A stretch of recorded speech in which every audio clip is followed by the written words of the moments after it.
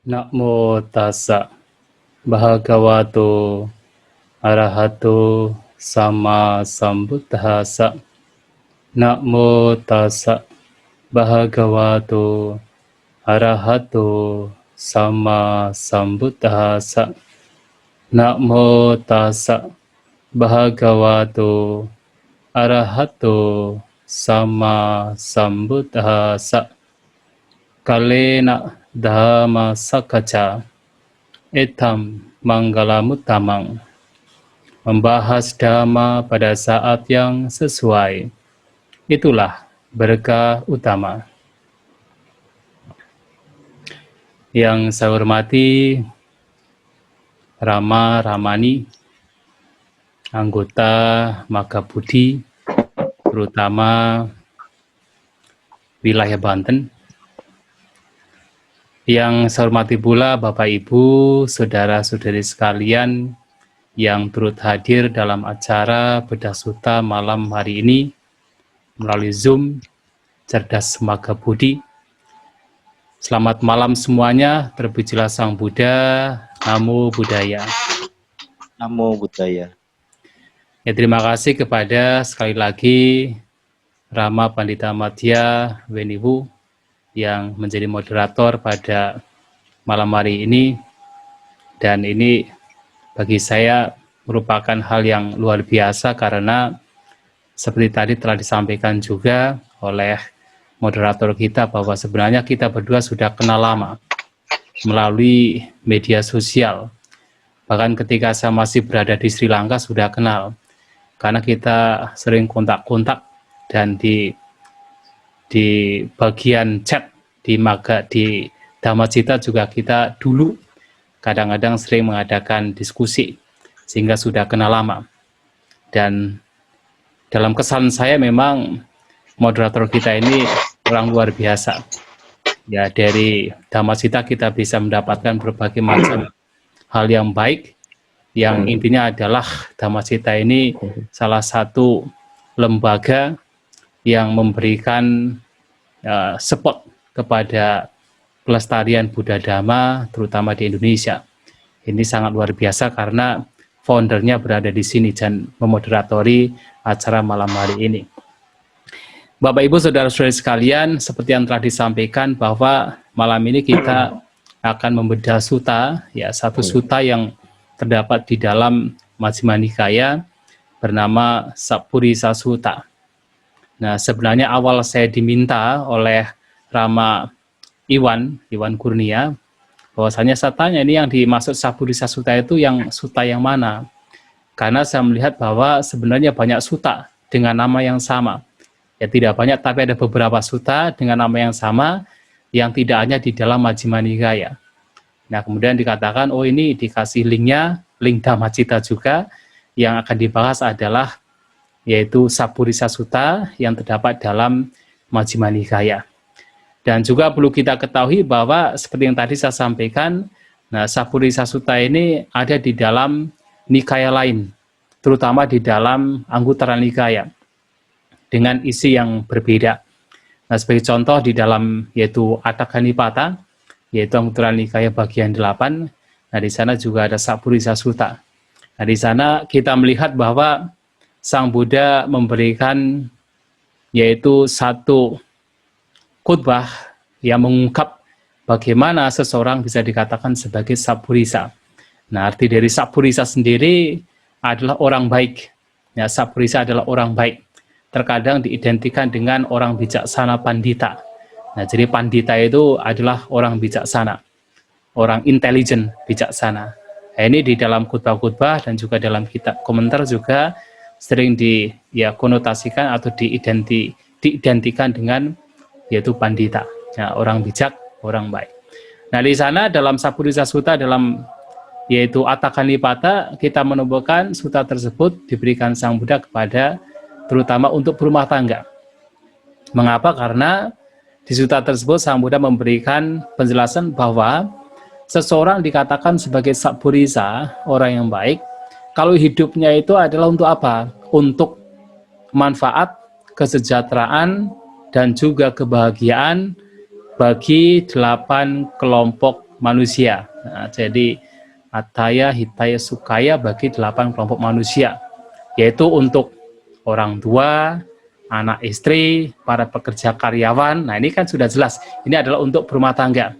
Termasuk adalah untuk teman, untuk raja, untuk leluhur, untuk dewa, untuk pertapa, dan juga brahmana. 8 kelompok manusia.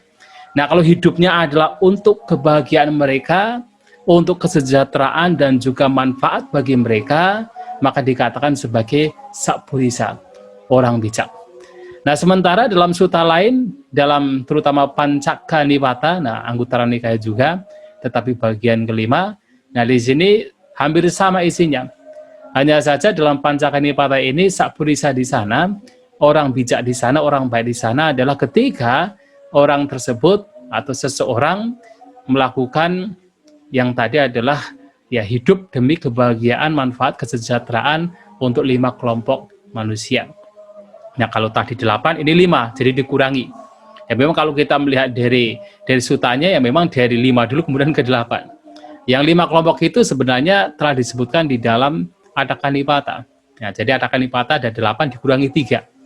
Raja, leluhur, dan juga para dewa. Nah, itu dikurangi 3 menjadi 5. Nah, kemudian yang menarik adalah dalam Catthaka Nipata, karena Catthaka Nipata ini hampir ya ada kaitannya dengan Sakpurisa Sutta dalam Majjhima Nikaya. Nah, dalam Catthaka Nipata ini Sang Buddha memberikan penjelasan mengenai perbedaan antara Sakpurisa dan Asakpurisa. Ya, hampir sama seperti di dalam Majjhima Nikaya. Nah, nanti kita jelaskan di sana. Nah, apa perbedaan antara Sakpurisa dengan Asakpurisa, atau perbedaan antara orang yang bajik dengan orang yang tidak bajik? Asakpurisa adalah orang yang tidak bajik. Nah, sering dalam sutta lain Asakpurisa ini adalah balo. Balo artinya bodoh. Nah, balo itu sebenarnya muda, tetapi seringkali itu diartikan dimaknai sebagai seorang yang bodoh. Nah, dalam kitab komentar Asakpurisa itu adalah Papa Purisa. Papa Purisa atau orang yang jahat. Nah, jadi Sakpurisa adalah orang yang baik. Jadi kalau orang Asakpurisa adalah orang jahat, maka Sakpurisa adalah orang baik. Nah, dalam Catthaka Nipata ini, Sakpurisa Sutta, Sang Buddha memberikan perbedaan antara orang yang baik dengan orang yang jahat. Nah, dikatakan orang yang jahat adalah orang yang suka apa? Suka membicarakan kebaikannya sendiri. Walaupun tidak ditanya sama orang, dia akan membicarakan kebaikannya sendiri. Apalagi kalau ditanya, akan menjelaskan dengan detail, dengan lengkap, dengan komprehensif, semua dijelaskan tentang kebaikannya sendiri. Itu disebut orang Asakpurisa. Sementara ketika berbicara tentang kebaikan orang lain, dia tidak mau. Dia tidak mau membicarakan kebaikan orang lain walaupun ditanya. Apalagi kalau tidak ditanya, diam, disembunyikan. Nah, di sini penting karena orang demikian sebenarnya menyiratkan sebagai seorang yang sombong, seseorang yang tidak mau lebih rendah dari lainnya, maunya lebih tinggi, maunya kelihatan lebih baik dari lainnya, tidak mau seperti kelihatan lebih rendah dari lainnya. Ada kesombongan di sana. Atau dengan kata Dhamma ada istilah mana, ada semacam pembandingan. Ada kesombongan membandingkan bahwa saya harus lebih baik dalam artian yang sebenarnya itu kotoran batin. Saya lebih baik daripada lainnya.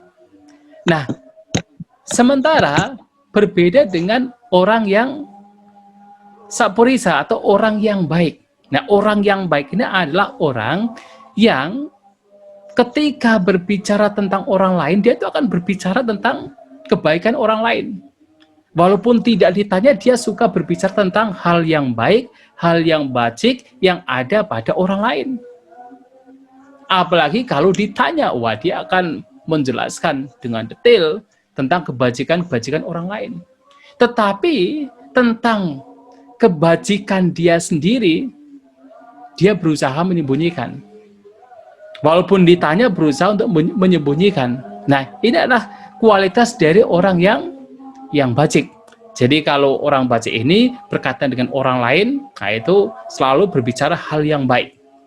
Kalau hal yang buruk pada orang lain, kalau bisa semaksimal mungkin jangan dibicarakan. Kalau yang buruk, tetapi yang baik itulah yang dibicarakan. Sementara untuk diri sendiri, hal yang baik itu disembunyikan, sementara kalau diri sendiri punya kesalahan, punya hal yang buruk, maka dia akan mengungkapkan kesalahannya, mengungkapkan kelemahannya. Nah, apalagi kalau dalam kehidupan sebagai seorang biku, kalau kita punya kesalahan, kita harus mengungkapkan kesalahan kita kepada orang yang bijak. Untuk apa ya? Untuk memperbaiki diri. Tujuannya adalah untuk memperbaiki diri. Nah, itu orang yang dikatakan Sappurisa. Asapurisa adalah orang yang menyembunyikan apa yang buruk pada dirinya, sementara yang baik-baik diungkapkan, diperjelas dengan detail, dengan komprehensif. Sementara yang baik bagi orang lain disembunyikan, yang buruk pada orang lain itu dibuka lebar-lebar. Itu asapurisa. Nah, di sini kita bisa melihat bahwa intinya adalah Sappurisa ini adalah seseorang yang baik, sementara Asapurisa adalah orang yang tidak baik. Nah, 3 suta ini juga namanya sama, Sappurisa Sutta. Nah, di dalam suta-suta lain, apakah di dalam yaitu ya berbagai nikaya, nah di sana Sang Buddha seringkali menyebutkan berbagai macam karakteristik, berbagai macam karakter dari seorang Sappurisa maupun seorang Asapurisa. Nah, seperti contoh dalam Cinti Sutta. Nah, Cinti Sutta itu dalam Anguttara Nikaya. Ya, di sana walaupun nama sutanya adalah Cinti Sutta, tetapi isinya adalah berkaitan dengan perbedaan antara Sappurisa dan Asapurisa. Nah, di sana ada karakter yang bisa kita lihat. Bagaimana seseorang dikatakan Asapurisa, bagaimana seseorang dikatakan sebagai Sappurisa. Artinya orang baik, orang buruk. Mudah sekali bisa kita lihat. Intinya adalah di sana dikatakan bahwa orang yang baik itu terlihat dari perbuatan, ucapan, dan cara berpikir. Perbuatannya baik, ucapannya baik, dan pikirannya juga baik. Nah, paling tidak adalah kalau kita melihat secara yaitu appearance atau secara yang tampak oleh mata, tentu adalah dari ucapan dan perbuatannya. Sementara orang yang tidak baik jelas kelihatan sekali dari perbuatannya yang ucapannya yang buruk, ucapan yang tidak menyenangkan, ucapannya yang menyakitkan, ucapan yang dilandasi oleh kebencian, termasuk perbuatan yang merugikan, dan pikirannya juga pikiran yang buruk. Intinya demikian. Dan mudah kita lihat. Nah, yang menarik lagi ada khotbah di dalam, yaitu Sutta Majjhima Nikaya, ya. Di dalam Majjhima Nikaya seperti Sappurisa Sutta yang akan dibahas, adalah dalam salah satu sutta yang di sana dikatakan bahwa ada perbedaan antara Sappurisa dan Asapurisa. Nah, Sappurisa ini biasanya adalah seseorang yang memiliki hiri, memiliki otapa, memiliki wirya, memiliki sati, memiliki panya, dan orang tersebut adalah orang yang hidup demi manfaat bagi diri sendiri dan juga orang lain. Nah, sementara orang yang tidak bijak, Asapurisa adalah orang yang tidak memiliki hiri, atau orang yang tidak memiliki malu untuk berbuat jahat. Orang yang tidak takut akan akibat yang bisa muncul karena kejahatan, karena perbuatan jahat. Orang yang demikian juga adalah orang yang tidak punya semangat, jadi bermalas-malasan. Orang yang tidak punya sati perhatian, disebut muda sati. Dan orang demikian adalah orang yang tidak bijak atau dupanya atau kebijaksanaannya itu buruk. Dengan kata lain ya tidak bijak. Nah, di sini juga salah satu karakteristik yang diberikan Sang Buddha dalam sutta lain Majjhima Nikaya mengenai apa itu Sappurisa, apa itu Asapurisa. Dan satu hal yang menarik lagi adalah ada istilah dalam sutta yang dalam Anguttara Nikaya terutama, yaitu sutta yang disebut sikap pada, dalam sikap pada wakya sebenarnya. Nah, dalam sikap pada wakya ini, Anguttara Nikaya ada beberapa sutta. Nah, di sana itu ada 2 istilah. Yang pertama adalah Sappurisa, yang kedua adalah Sappurisatara. Sappurisa dan Sappurisatara. Nah, Sappurisa adalah orang yang baik, Sappurisatara adalah orang yang lebih baik lagi. Nah, tara itu artinya adalah lebih. Jadi artinya Sappurisatara adalah orang yang lebih baik lagi dari orang yang baik. Dari orang yang lebih baik dari orang yang baik. Nah, menariknya adalah di sini, sebagai contoh adalah begini. Seseorang yang baik adalah seseorang yang menghindari 5 perbuatan, yaitu membunuh, mencuri, berzinah, berbohong, dan juga mabuk-mabukan. Jadi ketika orang itu mempraktekkan 5 sila, dengan menghindari 5 perbuatan, itu dikatakan sebagai seorang yang baik. Tetapi, ada orang yang lebih baik lagi dari Sakpurisa. Orang yang lebih baik lagi dari Sakpurisa adalah orang yang selain dia sendiri menghindari 5 perbuatan buruk tadi, dia juga menganjurkan kepada yang lain untuk menghindari 5 perbuatan yang buruk. Atau dengan kata lain, dia mempraktekkan 5 sila, ya kita menggunakan istilah 5 sila, dia mempraktekkan 5 sila, dan dia juga menganjurkan yang lain untuk mempraktekkan 5 sila. Itu disebut Sakpurisatara. Kemudian lagi, berbagai macam poin yang lainnya, termasuk adalah orang yang baik adalah orang yang mempraktekkan jalan mulia berunsur 8. Yang memiliki pandangan benar, pikiran benar, ucapan, perbuatan, penghidupan, daya upaya benar, perhatian, dan konsentrasi benar, itu adalah orang yang baik. Sakpurisa. Tetapi ada yang lebih baik lagi. Adalah ketika selain dia mempraktekkan jalan mulia berunsur 8, ia juga menganjurkan kepada yang lain untuk mempraktekkan jalan yang sama. Itu lebih baik lagi. Sakpurisatara. Nah, ini beberapa khutbah yang bisa kita perhatikan dalam khutbah-khutbah lain berkaitan dengan Sakpurisa. Jadi banyak sekali khutbah yang berkaitan dengan orang yang baik. Nah, di sini sebagai yaitu katakan inti untuk memaknai apa itu Sakpurisa, apa itu yaitu Asakpurisa adalah ya kita tahu Sakpurisa adalah orang yang baik, orang yang dengan kata lain hidup sesuai dengan Dhamma. Ya, Asakpurisa adalah orang yang tidak baik, orang yang tidak hidup sesuai dengan Dhamma. Nah, ini dalam khutbah-khutbah lain. Nah, sekarang apa Sakpurisa di dalam khutbah Majjhima Nikaya? Nah, jadi Sakpurisa Sutta ini dalam Majjhima Nikaya bisa ya Bapak Ibu temukan di dalam salah satu waga, yaitu Anupadavaga. Ya, Anupadavaga yang kalau kita perhatikan adalah sutta ketiga dari Anupadavaga.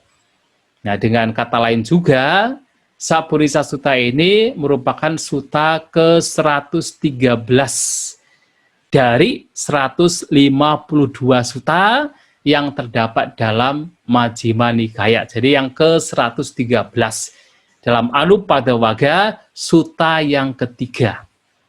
Nah, sutta ini seperti banyak sutta lainnya, banyak khutbah lainnya, diberikan, disabdakan oleh Guru Agung kita Sang Buddha di dalam di Vihara Citawana, di Anathapindika Arama, di taman yang dibangun oleh Anathapindika.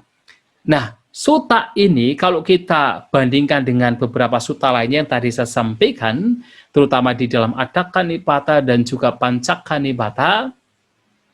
Nah, sutta ini khusus diberikan oleh Sang Buddha kepada para bhikkhu, bukan berumah tangga. Hanya saja tentu makna yang terkandung dalam sutta ini pun juga bisa katakan dipraktekkan, ya bisa menjadi panduan bagi para berumah tangga. Walaupun poin-poin lainnya itu sebenarnya ini mengacu pada para bhikkhu, tetapi secara yaitu ya moral ya moralnya ini bisa juga dipraktekkan oleh para berumah tangga.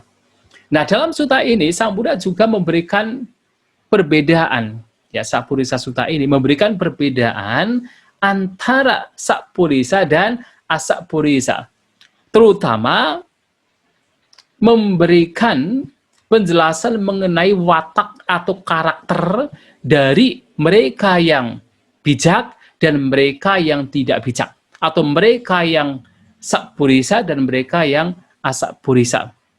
Kalau kita perhatikan dari keseluruhan sutta, maksudnya isi dari keseluruhan isi dari sutta ini, nah, di sana kita bisa memperhatikan bahwa Sang Buddha ini menganjurkan kepada para siswa beliau untuk jangan menjadi sombong.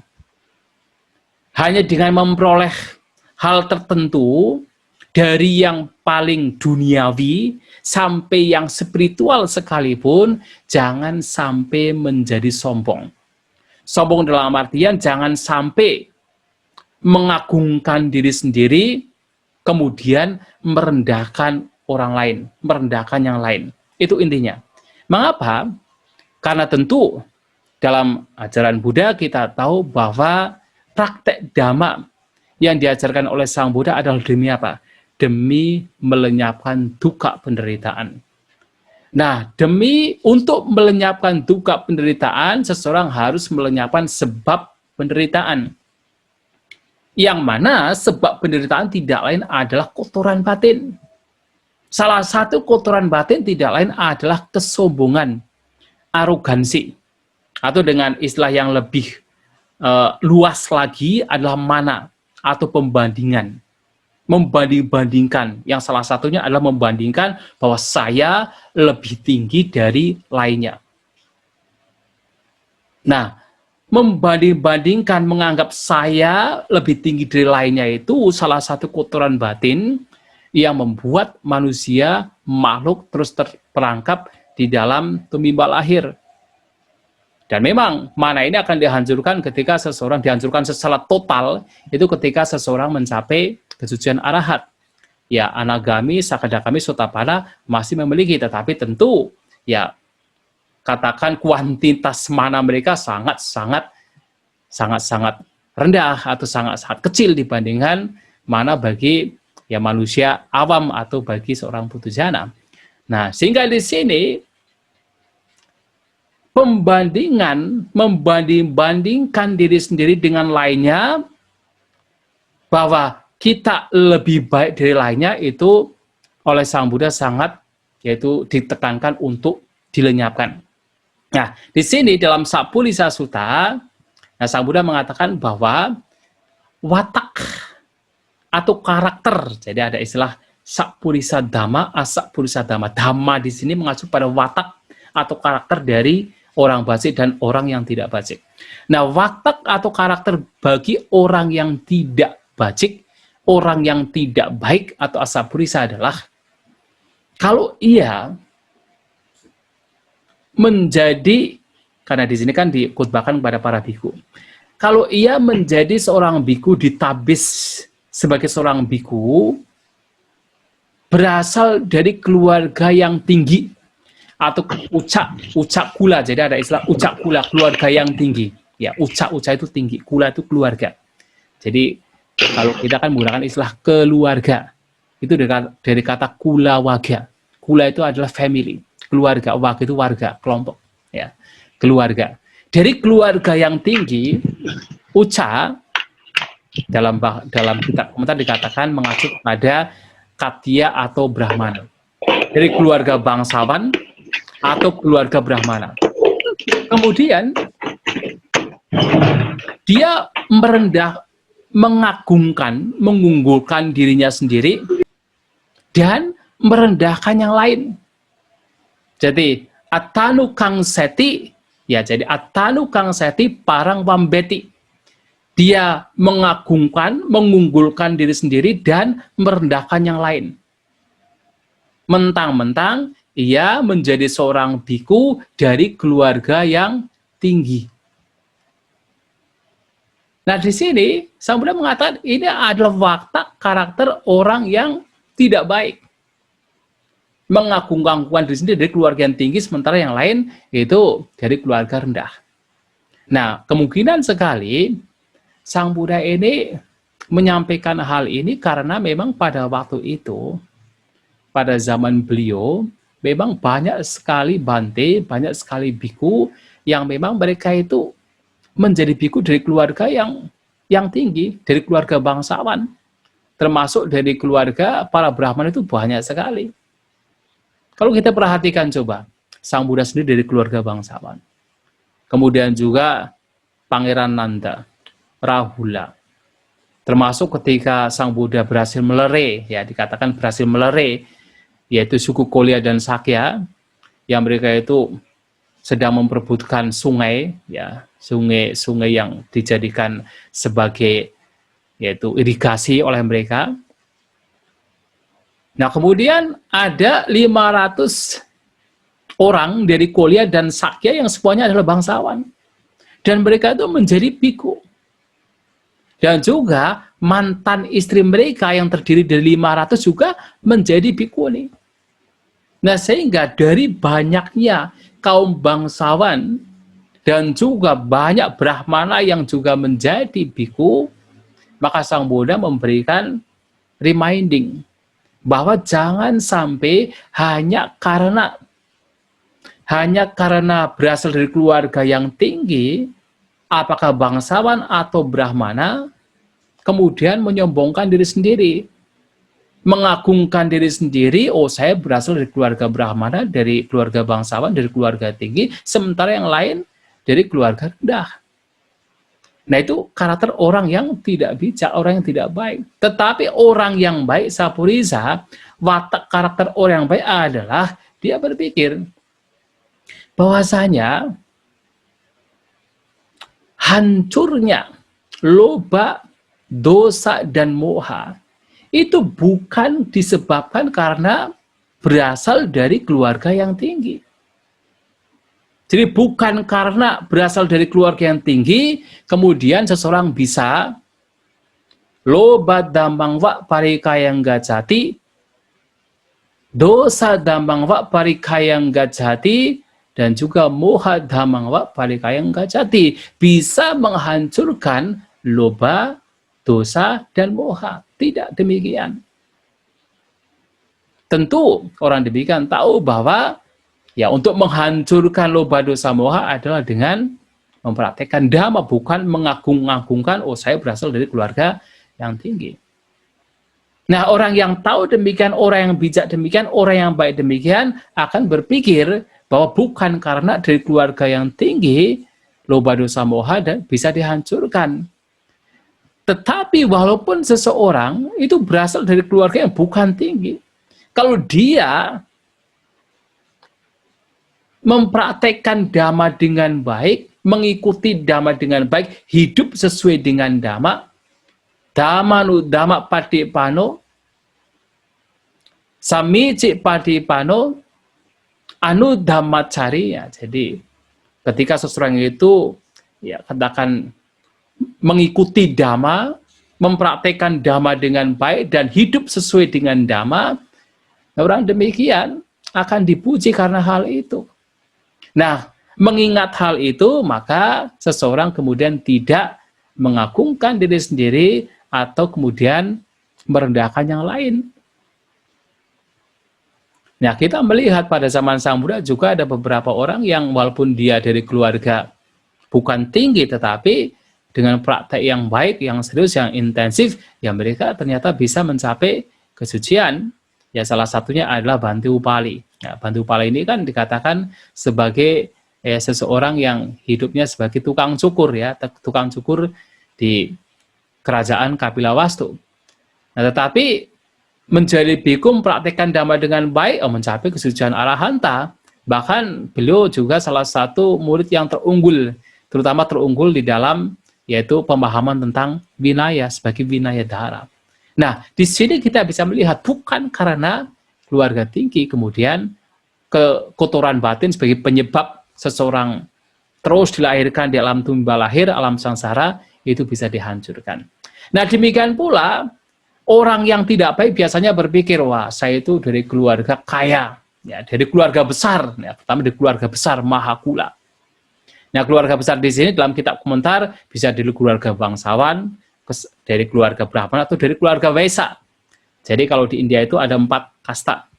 Nah, jadi ada Brahmana, ada Ksatria, Waisa, dan Sudra. Nah, biasanya yang 3 kasta depan ini biasanya ya bisa dikatakan memiliki keluarga besar, dalam artinya keluarga yang terpandang begitu.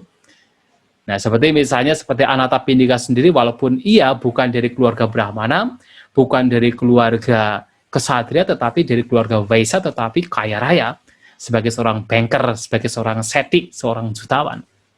Nah, tetapi kalau kemudian seseorang merasa, oh saya itu dari keluarga besar, sementara yang lain, biku lain dari keluarga, bukan keluarga besar, itu juga salah satu kualitas karakter bagi orang yang tidak baik, asapurisa. Nah, tetapi kalau kemudian seseorang berpikir bahwa bukan karena dari keluarga besar, seseorang itu bisa menghancurkan loba dosa moha. Walaupun tidak dari keluarga besar, kalau dia mempraktekkan dhamma dengan baik, ya dia patut dipuji karena itu. Dan tentunya adalah seseorang harus fokusnya kepada praktek itu sendiri.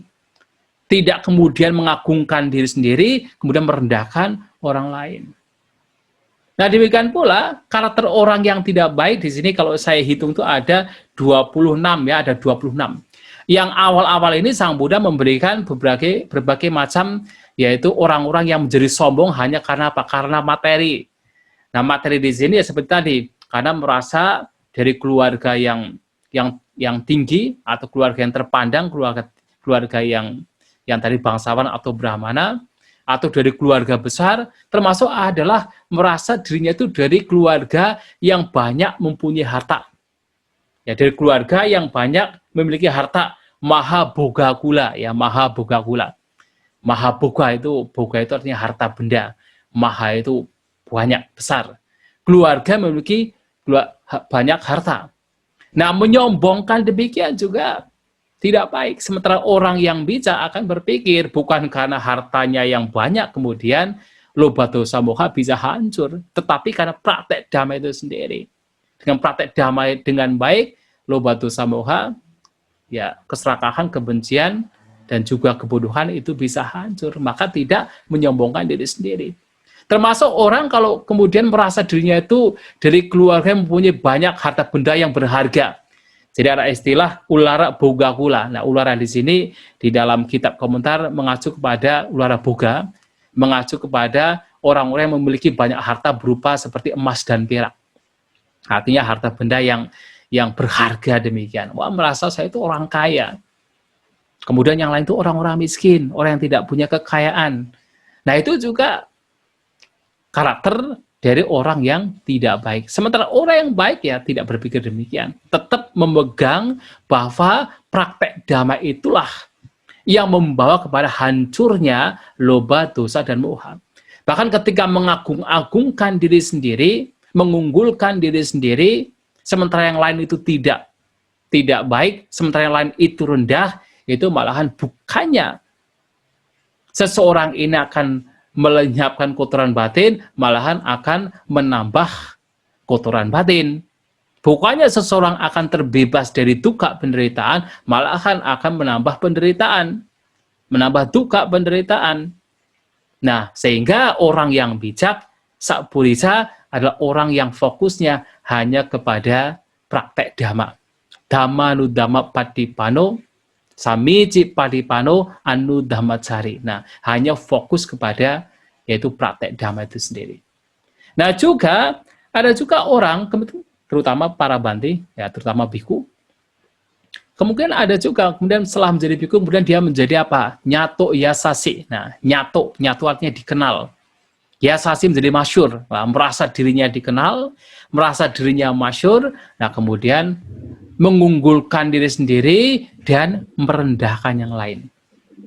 Nah, ini juga kalau sampai demikian, itu juga karakter watak dari orang yang tidak baik.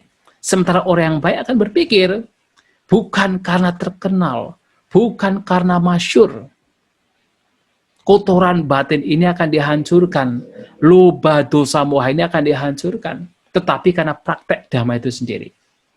Nah, dalam satu praktek dhamma, dalam poin praktek dhamma adalah tidak menyombongkan diri sendiri. Maka seseorang kemudian tidak menyombongkan diri sendiri, apalagi merendahkan yang lain. Dan juga mungkin ada beberapa biku, beberapa bante, ya, yang merasa bahwa dirinya ini adalah orang yang memiliki apa? Yang mudah untuk mendapatkan 4 kebutuhan pokok.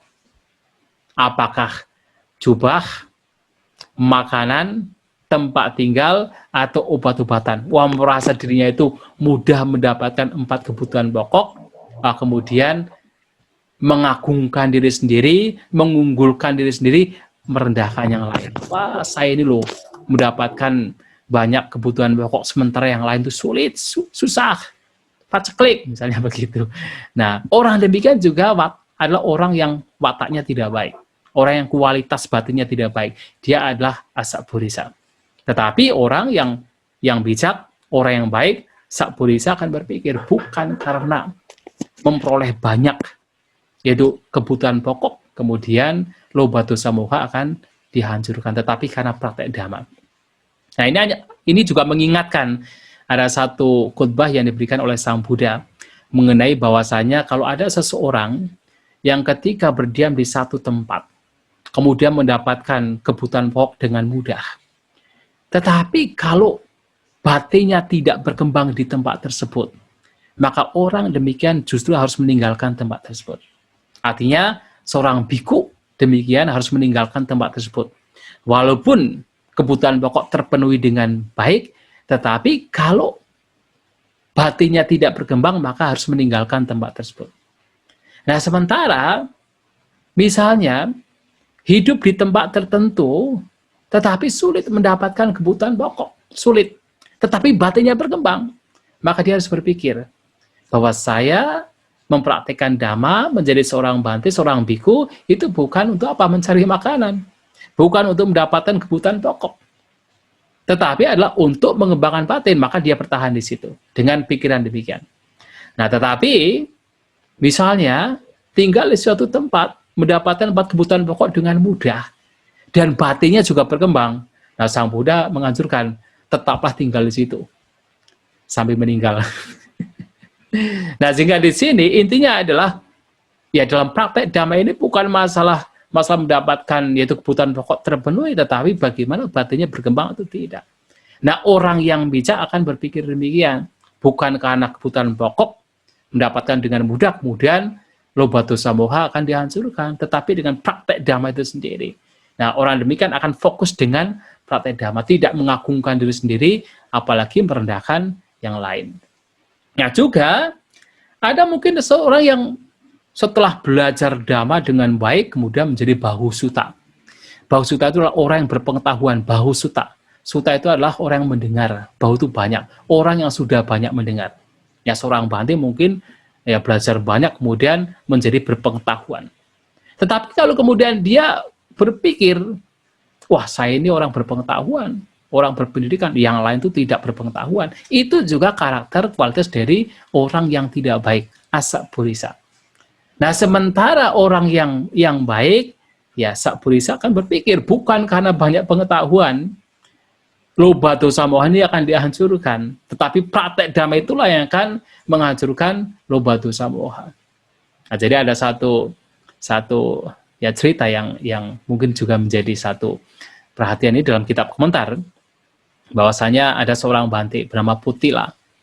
Nah, Putila ini adalah seorang bhante yang ya pandai, ya dia pandai karena pandai terkenal sehingga sampai memiliki 500 murid. Nah, sampai memiliki 500. Jadi menabiskan banyak biku ya sehingga muridnya sampai 500. Tetapi suatu kali ketika berada di tengah-tengah sangga, Sang Buddha itu mengatakan Putila itu orang yang kosong, ya orang yang kosong. Nah, kemudian Bhante Putila ini berpikir, wah, ya awalnya marahnya saya itu punya pengetahuan yang baik dan juga punya murid 500, tapi kenapa Sang Buddha mengatakan bahwa saya itu adalah orang yang kosong?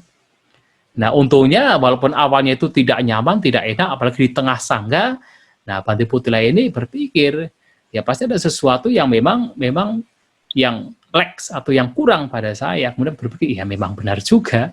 Walaupun saya punya banyak pengetahuan, walaupun saya itu punya banyak murid, tetapi belum mencapai kesucian. Nah, sadar, oh iya memang orang yang kosong. Nah, kemudian beliau pergi ke hutan. Nah, di hutan di sana bertemu dengan sekelompok bhante termasuk satu samanera. Yang mana ada dikatakan ada 30 Bante dengan satu samanera. Nah, datang ke sana karena terkenal kalau tempat tersebut adalah tempat para arahat, ya kemudian meminta langsung pergi ke yaitu kepala Bante yang ada di situ, minta bimbingan. Nah, dari orang yang memiliki 500 murid kemudian minta bimbingan kepada seorang Bante yang ada di hutan. Nah, Bante yang di hutan itu yang kepala ini tidak mau, yaudah kamu pergi saja ke Bante lain. Nah, sampai turun sampai dia pergi ke Samanera. Nah, tujuan dari para Bante di hutan ini agar apa? Agar Bante ini tidak sombong. Ya, karena biasanya ya saya punya murid banyak, saya punya pengetahuan saya itu banyak tentang Dhamma. Nah, sehingga apa? Sehingga menjadi sombong. Nah, supaya tidak sombong, akhirnya apa? Diminta untuk pergi ke biku yang junior sampai ia kemudian datang kepada Samanera. Nah, dikatakan demikian. Tapi Samanera bukan Samanera biasa. Dikatakan telah mencapai arahat. Nah, sehingga ketika sampai pada Samanera, ya meminta belajar juga dari Samanera. Oleh Samanera, Bante ini Bodhila disuruh nyemplung ke sungai, ya disuruh nyemplung. Kenapa? Karena apa? Waktu itu jubahnya itu masih jubah yang mahal begitu. Nah, supaya itu juga menjadi kotor, supaya menjadi hidup sederhana. Nah, dari situlah kemudian belajar dari para Bante itu, ia pun juga mencapai kesucian. Nah, intinya adalah di sini adalah bahwa bukan karena pengetahuan banyak, bukan karena sekedar teori kemudian Lobha Dosa Moha itu bisa dihancurkan, tetapi ya karena praktek Dhamma itu sendiri. Ya, termasuk kalau kita memperhatikan cerita di balik yaitu Mula Paryaya Sutta juga sama. Jadi di sana dikatakan ada 500 Brahmana. Ya, mereka itu merasa pandai, mereka merasa bahwa semua ajaran Sang Buddha telah dikuasai. Merasa sebagai bahu sutta, sebagai orang yang berpengetahuan. Nah, dari situlah kemudian Sang Buddha ini membabarkan Mula Paryaya, ya, yang isinya itu memang sangat mendalam. Nah, ketika mendapatkan pembabaran Dhamma Mula Paryaya Sutta, 500 biku ini yang dari keluarga Brahmana, yang mereka itu merasa sudah menguasai semua ajaran Sang Buddha, malahan tidak bingung sendiri, tidak memahami apa yang dibabarkan oleh Sang Buddha, dan mereka tidak bahagia.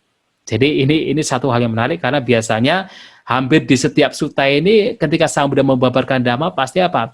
Pasti di akhir sutta akan dikatakan attamana. Attamana artinya berbahagia. Jadi orang yang mendengarkan itu menjadi berbahagia. Tetapi khusus yang Mula Paryaya Sutta, anattamana. Mereka tidak berbahagia. Mengapa? Karena mereka tidak tahu apa yang dibabarkan oleh Sang Buddha. Nah, ternyata Sang Buddha ini apa? Tujuannya adalah untuk supaya ya 500 Brahmana ini, maksudnya 500 biku yang berasal dari keluarga Brahmana ini tidak sombong dengan pengetahuan mereka. Nah, memang betul mereka, sehingga mereka menjadi merasa, oh ternyata ada banyak hal yang belum mereka ketahui, ya tentu belum mereka praktekkan. Nah, itu yang mereka menjadi sadar.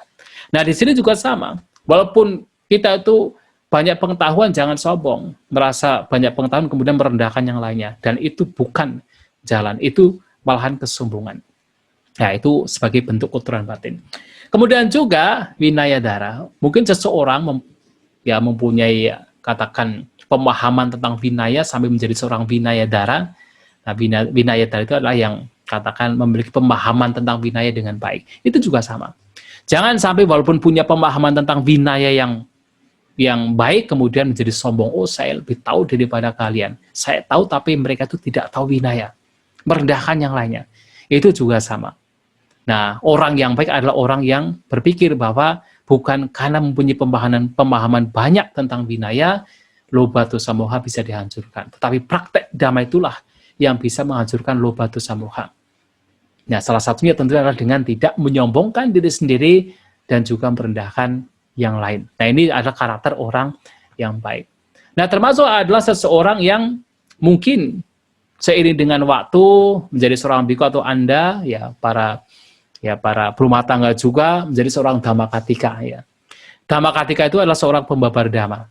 Harus diingat bahwa yang menjadi Dhammakatika itu tidak hanya para biku, tidak hanya para biku ataupun bikuni. Dalam Etta Dagawaka itu juga rumah tangga juga ada yang terunggul sebagai seorang Dhammakatika, seorang pembicara Dhamma. Berarti banyak para rumah tangga yang juga pembicara Dhamma atau pembabar Dhamma. Nah, sehingga di sini jangan sampai merasa bahwa kita misalnya bisa berbicara Dhamma, bisa membabarkan Dhamma dengan baik, menarik bagi orang kemudian menjadi sombong. saya lebih baik, yang lainnya tidak bisa. Nah, jangan sampai demikian. Itu juga kotoran batin yang mesti dilenyapkan. Sementara orang yang baik selalu ingat, bukan karena pandai berbicara dhamma, loba dosa moha bisa dihancurkan. Tetapi praktek dhamma itulah yang bisa menghancurkan loba dosa moha. Nah, itu juga seperti yang disampaikan oleh Sang Buddha, walaupun kita punya banyak pengetahuan, ya, walaupun kita itu bisa berbicara banyak tentang dhamma, tetapi kalau kita tidak mempraktekkan dhamma, kita itu seperti apa? Seperti seorang penggembala yang menghitung sapi milik orang lain, bukan sapinya sendiri. Jadi seorang penggembala yang menjadi mungkin karyawan dari peternak, ya, seorang peternak, seorang bos yang banyak ternaknya. Nah, ya, jadi penggembala tapi dihitung 100, 200, 300 sapi, tapi bukan miliknya. Sama, walaupun kita itu misalnya mempunyai banyak pengetahuan, kita bisa membabarkan dhamma dengan baik, tetapi kalau tidak dipraktekkan, apalagi sampai menyombongkan diri sendiri, yang lain itu direndahkan, itu malahan menjadi salah satu belenggu bagi kita dalam pengembangan batin kita. Maka yang baik adalah ketika ingat, bukan karena pandai bicara dhamma, bukan karena sebagai pembabar dhamma, kotoran batin, keserakahan, kebencian, kebodohan bisa dihancurkan, tetapi hanya dengan praktek dhamma. Maka fokus dengan praktek saja. Nah, orang demikian adalah orang yang baik. Nah, kemudian juga yang menarik lagi adalah di sutta ini juga Sang Buddha memberikan ya berbagai ya contoh-contoh orang yang mempraktekkan kehidupan sebagai seorang dutangga. Nah, dutangga adalah seorang bante, seorang biku yang mempraktekkan kehidupan yang lebih keras. Nah, dari 13 dutangga ini, di sini Sang Buddha memberikan 9 contoh orang mempraktekkan kehidupan dutangga. Nah, di sini juga sama. Jangan sampai ketika orang itu merasa dirinya itu mempraktekkan kehidupan dutangga kemudian menjadi sombong. Misalnya seseorang itu hidup di hutan sebagai seorang aranyika. Aranyika adalah seorang yang hidup di hutan, aranya. Kemudian sombong, saya itu seorang aranyika, sementara para bante lain, biku lain bukan aranyika. Jangan sampai mentang-mentang, ya, kita beristilah mentang-mentang ya. Jangan sampai karena misalnya seseorang ini adalah seorang pangsukulika. Nah, pangsukulika itu adalah seseorang yang mengenakan ciwara, mengenakan jubah yang diambil, ya, terbuat yang sebelumnya diambil dari misalnya dari tempat, dari makam atau dari kain yang sudah dibuang. Ya, biasanya kalau zaman Sang Buddha ini ada beberapa bante ya, karena memang pada zaman dulu sulit untuk mendapatkan jubah, mereka mengumpulkan kain-kain yang sudah dibuang. Kain yang sudah dibuang termasuk kain mayat yang sudah dibuang mereka kumpulkan, kemudian dipotong-potong dijadikan jubah. Itu namanya pangsukulika. Nah, pangsukula itu adalah yang makam sebenarnya. Nah, pangsukulika adalah ya mengacu kepada hal yang berkaitan dengan itu, dengan mayat. Jadi jubah yang terbuat dari kain buangan, tidak hanya sekedar yaitu kain yang ada di makam, tetapi semua kain buangan. Nah, kemudian juga ada seseorang yang mungkin hidup dari hanya sekedar pindapatika, jadi tidak menerima undangan. Jadi pada zaman Sang Buddha itu ada, bahkan para bante pun juga ada dua. Ada yang memang khusus hanya pindapata, ada yang juga selain pindapata juga mereka menerima undangan. Nah, salah satu praktek dari dutangga adalah tidak menerima undangan. Jadi mereka itu hidup dengan berpindapata. Nah, jangan sampai hanya karena saya itu hidup berpindapata, yang lain tidak, menjadi sombong. Dan juga mungkin seseorang ini hidupnya apa? Di rukamula. Jadi seorang bante yang memang hidupnya di bawah pohon. Jadi salah satu praktek dutangga itu adalah hidup di bawah pohon, tinggal di bawah pohon. Nah, jadi selama 1 tahun, ya kecuali ketika masa wasa, 3 bulan yang memang Sang Buddha mengatakan harus tinggal di rumah atau tinggal di tempat yang boleh dikatakan safe, ya. Nah, itu seseorang harusnya tidak tinggal selama 9 bulan, terutama bisa tinggal di bawah pohon. Itu disebut rukamulika. Seorang dutangga, praktisi dutangga yang hidupnya di bawah pohon. Dan juga mungkin seseorang itu tinggalnya di sasanika, sosanika. Sosanika itu kata susana. Susana itu artinya makam atau pekuburan. Nah, sosanika adalah orang yang hidup di kuburan. Nah, seorang Bante biku yang tinggalnya di kuburan, itu juga praktek dutangga. Jadi, di kuburan bukan untuk cari togel, tapi untuk tinggal di sana, untuk praktek dhamma di sana, untuk paling tidak adalah untuk melenyapkan yaitu rasa takut. Nah, karena memang kalau kita bicara kuburan itu identik dengan hantu. Maka tinggal di kuburan untuk melenyapkan rasa takut. Nah, para Bante juga bisa tinggal di kuburan. Nah, di sana bisa tinggal di sana sebagai praktek dutangga. Tapi jangan kemudian berpikir, wah saya itu tinggalnya di kuburan yang lain tuh tidak di kuburan, merasa dirinya lebih unggul daripada lainnya. Dan juga mungkin seseorang ini tinggal di abukasika, abukasanya open air atau tempat terbuka. Jadi ada beberapa Bante yang memang tinggalnya di tempat terbuka, biasanya di atas batu. Jadi saya pernah melihat sendiri ada beberapa biku hutan yang mereka itu tinggalnya di tempat terbuka. Biasanya membuat yaitu satu seperti ya di atas batu itu membuat kayak ke tempat tidur di sana di atas batu, tapi terbuka, tidak di bawah pohon. Tapi ini pun juga hanya bisa dipraktekkan selama tidak ada musim hujan. Jadi dalam musim hujan mereka tetap harus tinggal di tempat yang safe. Ya paling tidak adalah di gua atau di rumah. Itu adalah praktek dutangga. Atau mungkin seseorang mempraktekkan sebagai nesajika. Nah, nesajika itu praktek yang paling sulit. Karena apa? Karena mempraktekkan untuk tidak berbaring. Jadi hanya duduk saja gitu kan. Jadi ada beberapa Bante pada zaman dulu yang mereka praktek demikian. Hanya duduk saja. Nah, jadi ada tradisi juga, ada beberapa Bante yang praktek duduk tetapi hanya misalnya 1 bulan, 2 bulan, 3 bulan. Itu juga bisa dipraktekkan. Tetapi jangan karena itu kemudian menjadi sombong. Merendahkan yang lain, menyombongkan diri sendiri. Nah, ada 9 praktek, tidak saya sebutkan semua, tetapi yang 2 adalah yata santatiko dan eka saniko. Jadi ada praktek di mana orang hanya makan sekali duduk, eka saniko, dan juga praktek yang mana menekankan bahwa apapun yang diberikan atau tempat yang diberikan ya dia terima. Itu namanya yata santatiko. Nah, ini juga sama, jangan sampai merendahkan yang lain, menyombongkan diri sendiri.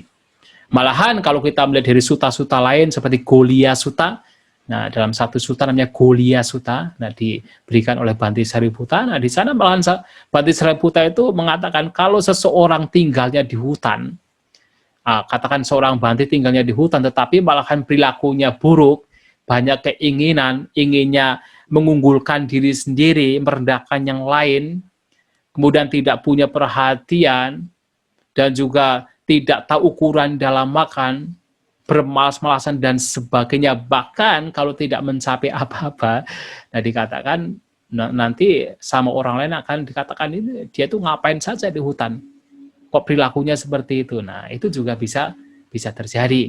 Malahan kalau kita tinggal di hutan atau para Bhante atau siapapun yang tinggal yang lebih katakan keras, yaitu malahan harusnya lebih baik ketimbang yang lainnya, artinya lebih humble, lebih rendah hati ketimbang lainnya, berperilaku lebih baik ketimbang lainnya. Tetapi kalau justru menyombongkan diri sendiri, merendahkan yang lain, nah itu tidak sesuai, itu dikatakan sebagai manusia yang tidak bijak. Nah yang menarik lagi adalah, selain Sang Buddha itu memberikan berbagai macam karakter sebagai seorang tidak bijak, dan juga bijak, ya dihubungkan dengan berbagai hal dari yang sifatnya duniawi sampai praktek sebagai seorang Bhante, praktek dutangga.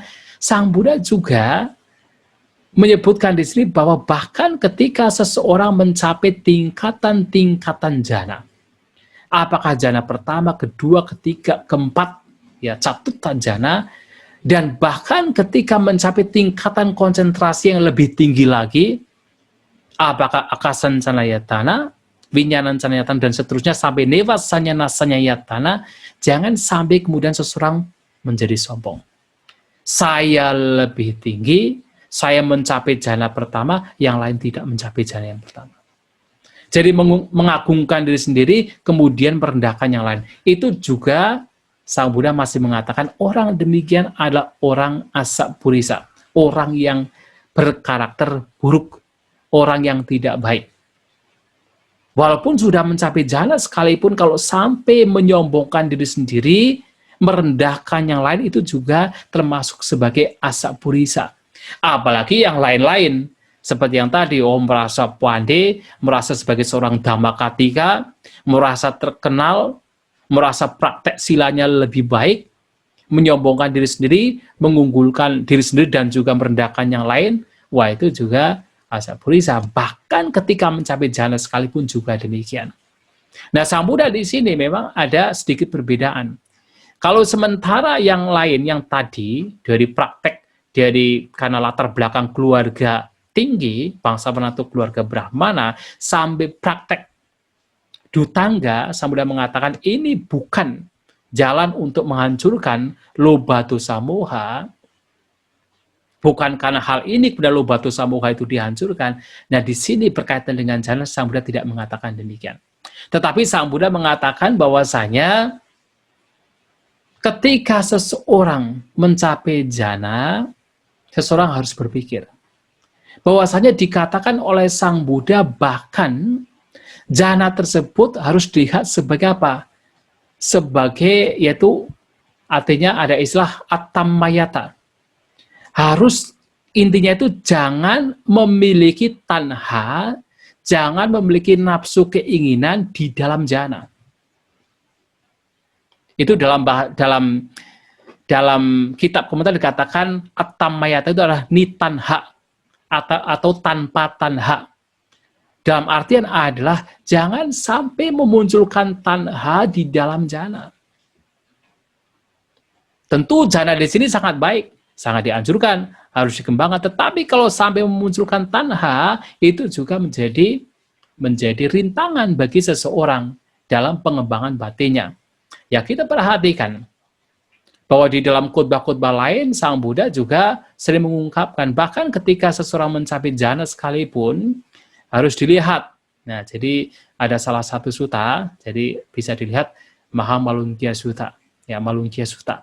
Nah, di sana Sang Buddha mengatakan bahwa bahkan ketika seseorang mencapai jhana sekalipun, jhana 1, 2, 3, 4, itu harus dilihat. Dilihat sebagai apa? Anicca, dukkha, anatta, sunyata, dan seterusnya.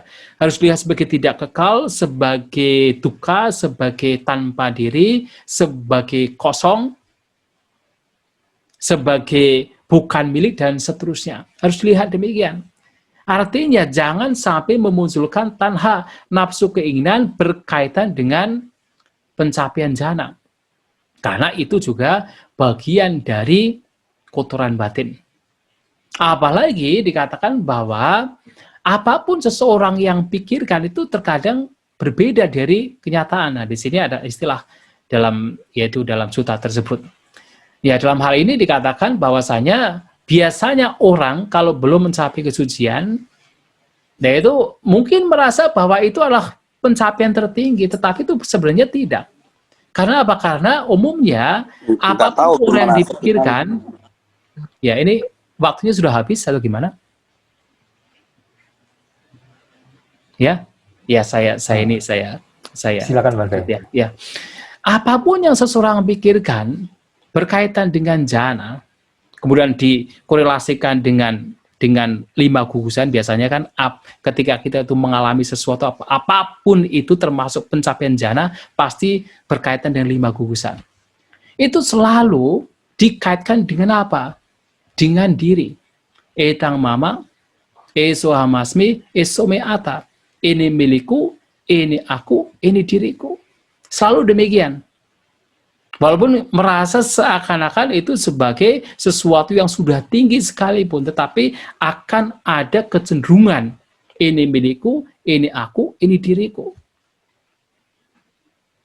Nah, sehingga pencapaian jhana sekalipun jangan membuat kemudian seseorang menjadi sombong. Saya sudah mencapai, yang lainnya belum mencapai.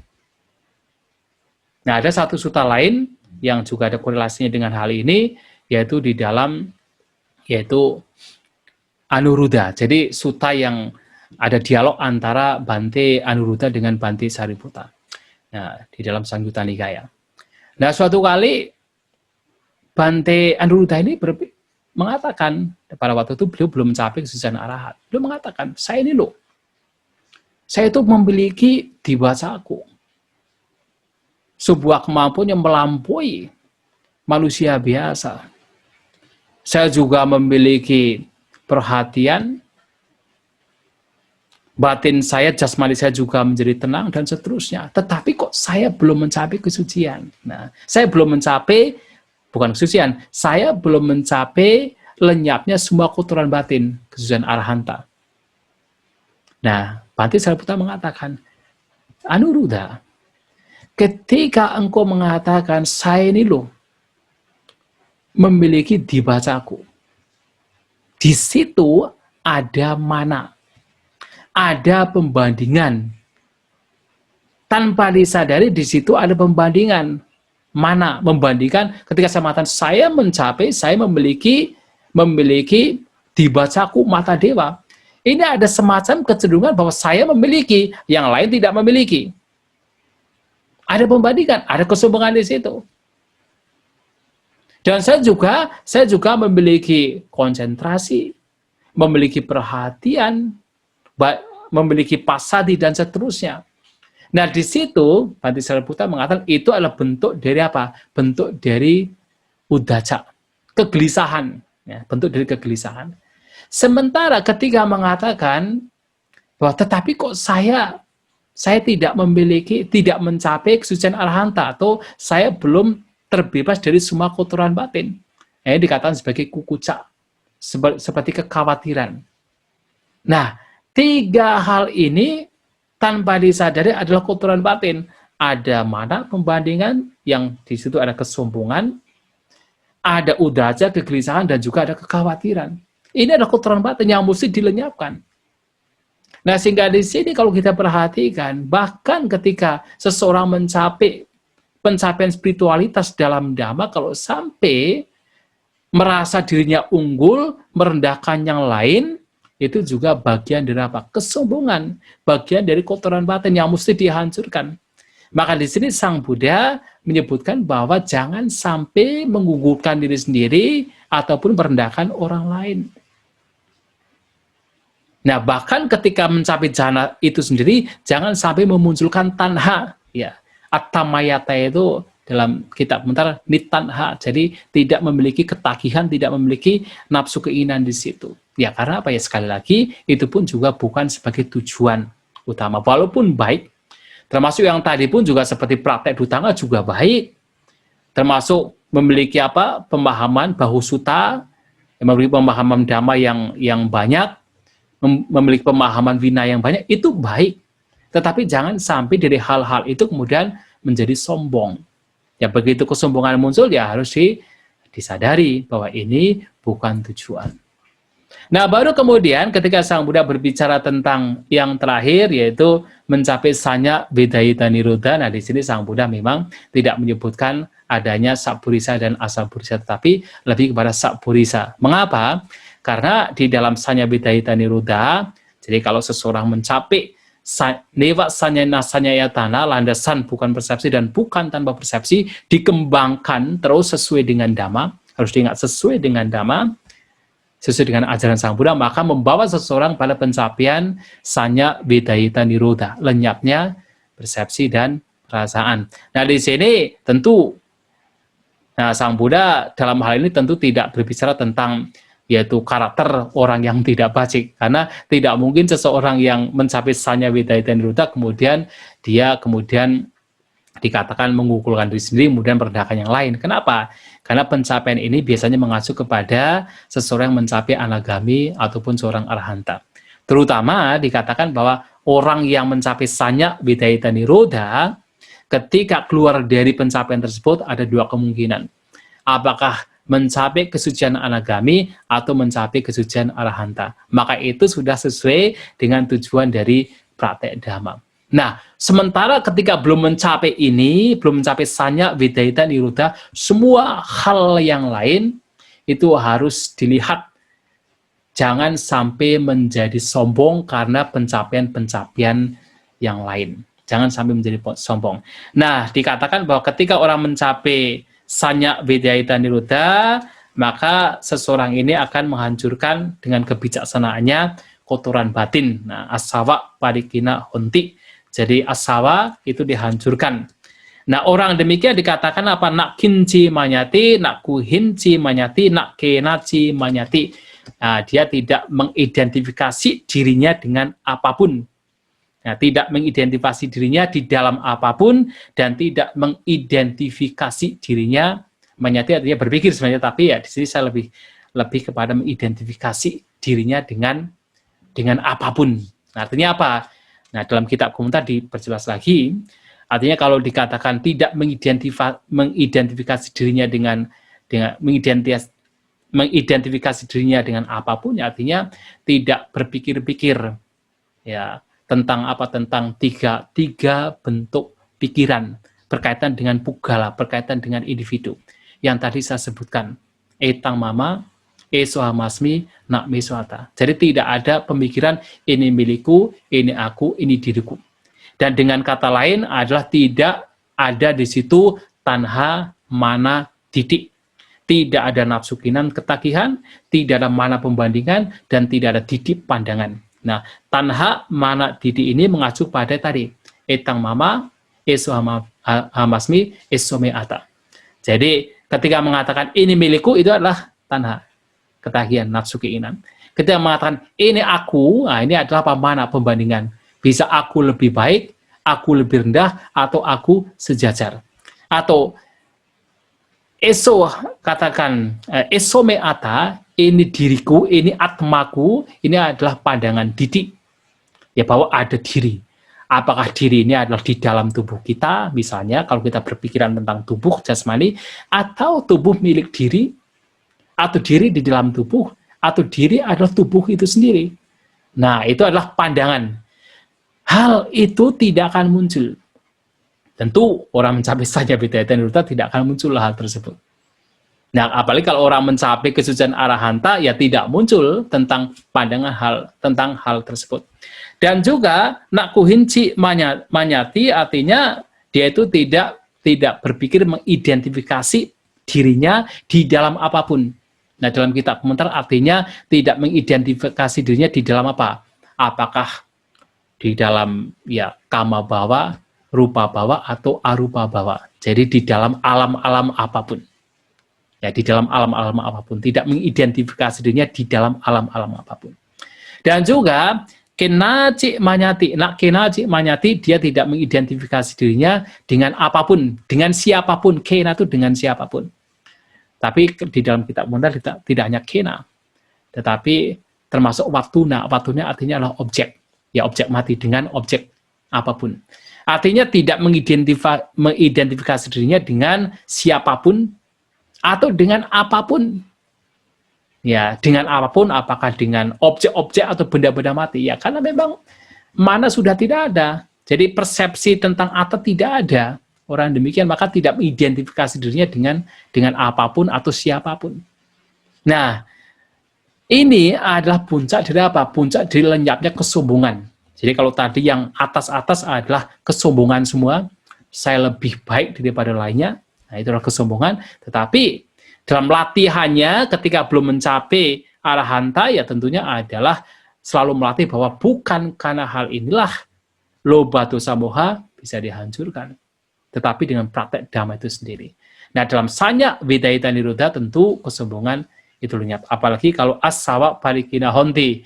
Ya, jadi as-sawa itu hancur secara keseluruhan. Parikina itu hancur. Parik secara keseluruhan. Pencapaian arahanta. Ya, tentu apapun persepsi tentang atma itu sudah tidak ada. Ya, sehingga dikatakan demikian. Nah, itulah inti dari apa yang disampaikan oleh Sang Buddha di dalam Sappurisa Sutta, yang intinya adalah bahwa jangan kita menjadi sombong dengan apapun yang kita miliki.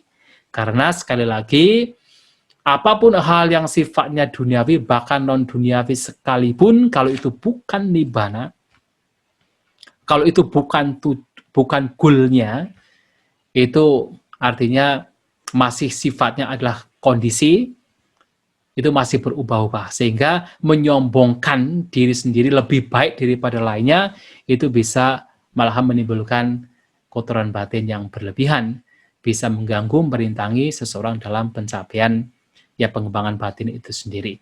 Nah, intinya demikian, maka tidak hanya untuk para Bante, tapi berumah tangga sekalipun, kalau kita merasa, oh saya sudah lebih baik, dalam artian pemahaman Dhamma sudah baik, prakteknya dengan sudah baik, apalagi mencapai ya pengalaman-pengalaman spiritual, ya itu baik, tetapi jangan sampai menjadi sombong, mengagungkan diri sendiri, ya attanukang seti, kemudian parang wambati. Jadi kemudian merendahkan yang lain. Jangan sampai demikian, karena itu adalah kotoran batin. Nah, demikian saya kira mungkin sudah lebih dari 1 jam.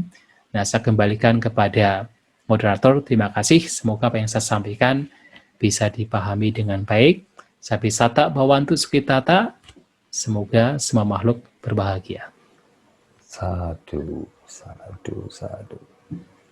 Terima kasih Bante atas pemaparannya. Emang tidak disangka. Memang pemaparannya ini sangat menarik Bante. Jadi nggak terasa, cepat sekali berjalan sudah waktunya.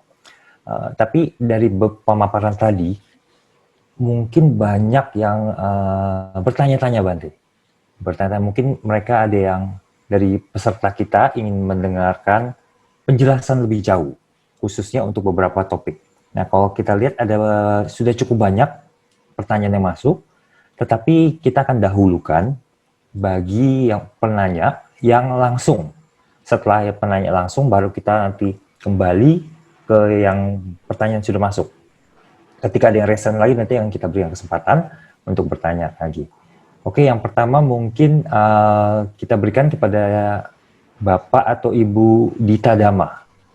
Silakan bisa bertanya langsung. Saya berikan untuk unmute. Oke. Ya, sudah ya. Malam. Malam, Pak. Malam. Malam, Bante. Selamat malam. Ya. Selamat malam, Bante. Terima kasih pembebarannya, Bante.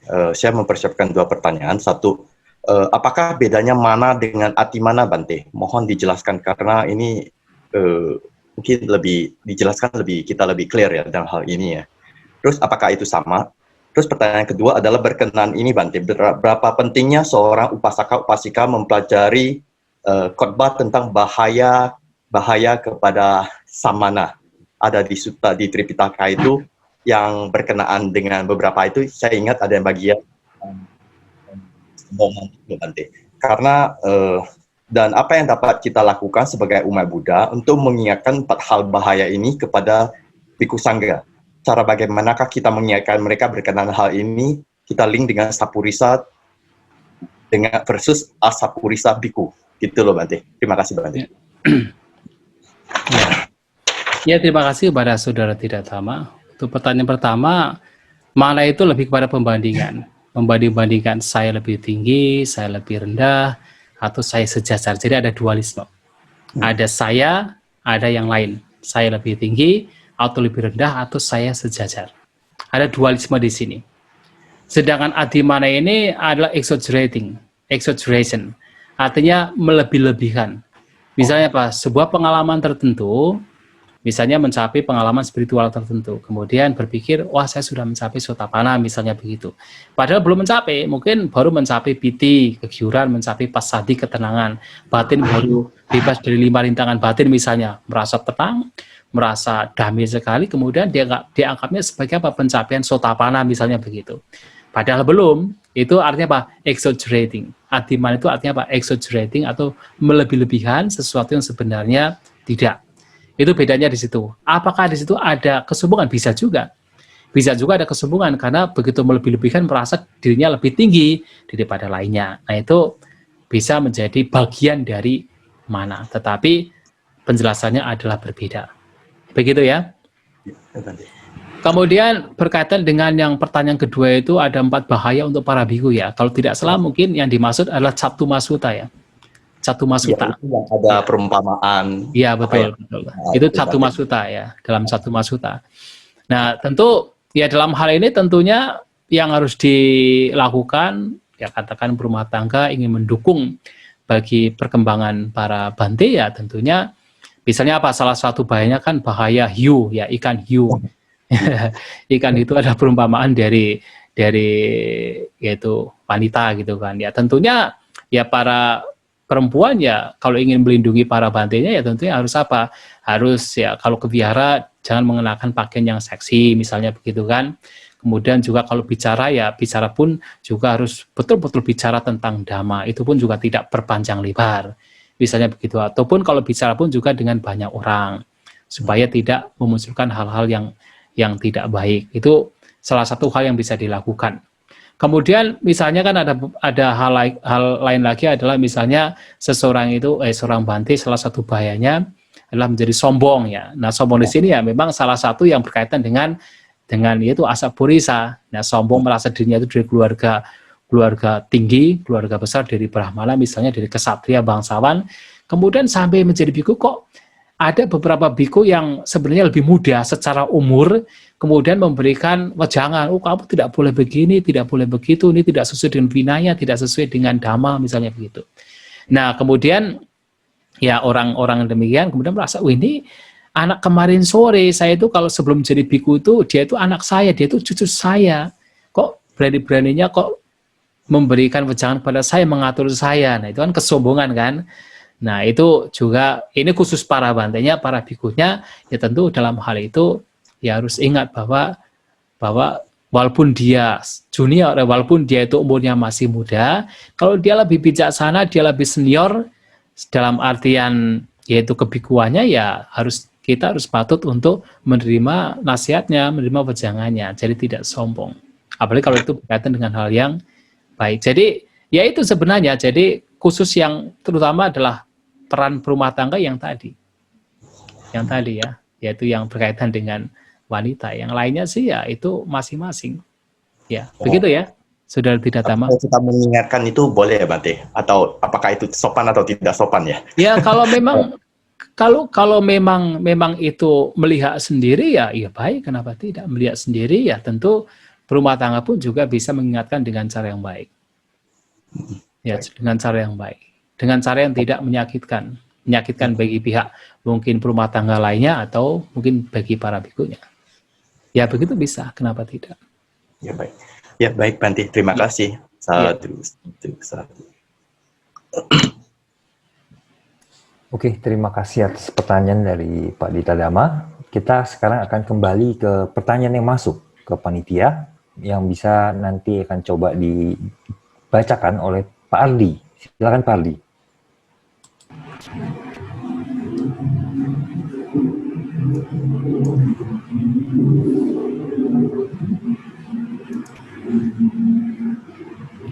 Wandami Bante, bagaimanakah menghadapi orang yang memiliki sifat mana? Apakah sifat itu bisa berubah? Pertanyaan dari Upacarika Suheri Setiawan. Iya, baik, terima kasih Upacarika Suheri Setiawan. Sebenarnya ya kalau kita bicara tentang mana, semua orang kecuali arahanta masih memiliki mana. Kecuali arahanta. Karena mana ini merupakan manifestasi dari 3 hal yang tadi saya sampaikan. Merasa dirinya lebih tinggi dari lainnya, yang sering dianggap sebagai kesombongan. Merasa dirinya lebih rendah dari lainnya, menjadi pesimis, menjadi down, itu juga mana juga. Atau merasa sejajar, merasa sama, itu juga mana. Maka semua orang ini memiliki mana kecuali arahanta. Karena mana itu artinya pembandingan. Dari kata man itu to measure, artinya untuk membandingkan, mengukur. Jadi mengukur dirinya dengan orang lain, semua punya. Apakah ini bisa lenyap? Tentu bisa dilenyapkan. Jadi kalau praktek dhamma dengan baik, merenungkan dhamma dengan baik, manfaat atau bahaya dari mana kesombongan, bahaya dari pembandingan, itu juga ya itu terkikis. Apalagi kalau mencapai arhanta ya jelas itu lenyap secara total. Paling tidak kalau kita praktek dhamma ya ada pengikisan, ada berkurangnya mana kesombongan, mana diterjemahkan kesombongan, tetapi sebenarnya tidak hanya kesombongan, lebih kepada pembandingan. Ya, kesombongan itu salah satu bagian dari mana. Itu akan berkurang kalau kita sering merenungkan dhamma. Ya, itu sangat memungkinkan. Ya. Oke, silakan Pak Ongsan dilanjutkan pertanyaan berikutnya.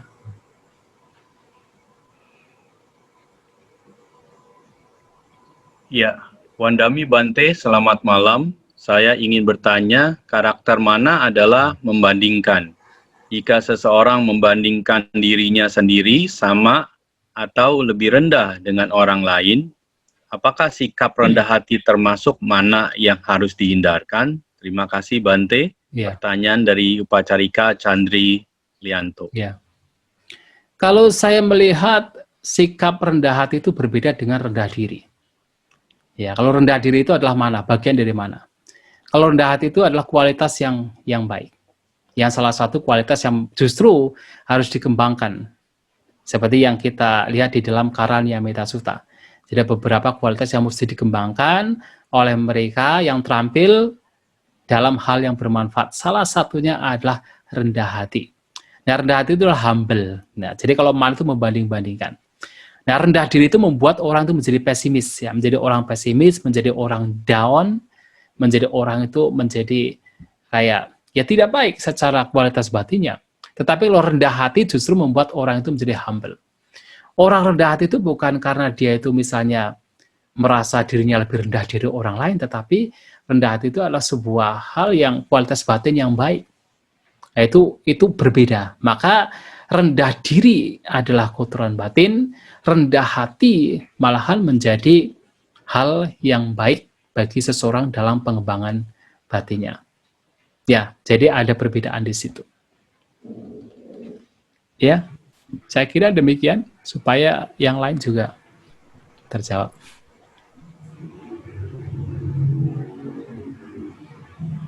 Namo Buddhaya Bante, apakah membanding-bandingkan hasil praktek dhamma diri sendiri yang sekarang dengan diri sendiri yang dulu termasuk kategori mana? Terima kasih.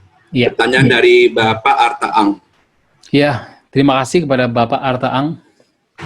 Ini juga perlu saya sampaikan. Sebenarnya ya memang mana pembandingan pada dasarnya adalah kotoran batin. Pada dasarnya. Yang pada akhirnya juga harus dilenyapkan. Pada akhirnya. Tetapi ada kalanya mana juga dibutuhkan. Ini juga saya perlu saya sampaikan. Mana juga terkadang diperlukan juga. Bahkan ini dikatakan oleh Sang Buddha. Tidak hanya yang berkaitan dengan hal ini yang ditanyakan, tapi juga berkaitan dengan seperti ini. Sang Buddha mengatakan bahwa nafsu ragawi tidak bisa dihancurkan dengan nafsu ragawi. Termasuk di sini nafsu ragawi itu berkaitan dengan seks. Ingin menghancurkan keinginan seks itu tidak bisa dihancurkan dengan seks. Tetapi ternyata kesombongan itu bisa dihancurkan dengan kesombongan pada awalnya. Nah, Sang Buddha memberikan perumpamaan, bukan perumpamaan, analogi. Beliau mengatakan begini. Ada seseorang mungkin oleh Sang Buddha dikatakan bahwa si A, ya dengan istilah si A, itu telah mencapai kesucian. Kemudian teman lainnya kemudian berpikir, wah, si A saja bisa mencapai kesucian, saya harus mencapai juga. Itu adalah kesombongan, itu adalah mana juga pembandingan. Itu adalah mana? Itu adalah pembandingan. Si A saja bisa mencapai kesucian, saya juga harus mencapai kesucian. Apalagi kita itu melihat bahwa si A itu dalam kehidupan sehari-hari itu begitu, seperti orang biasa, seperti tidak spesial. Tapi begitu praktek dhamma bisa mencapai kesucian. Nah, kemudian kita berpikir, wah si A saja bisa, saya juga harus bisa. Itu mana? Pada awalnya ini dibutuhkan, tetapi seiring dengan waktunya memang mana juga harus dilenyapkan. Maka awalnya kesombongan demikian itu dibutuhkan. Termasuk membanding-bandingkan diri kita dengan yang lampau, pada dasarnya itu kotoran batin. Tetapi itu juga dibutuhkan pada awalnya. Coba kalau kita perhatikan. Di dalam Sabha Sawa Sutta, kita berpikir-pikir tentang kita yang lampau. Dulu itu saya apa, dulu saya itu bagaimana.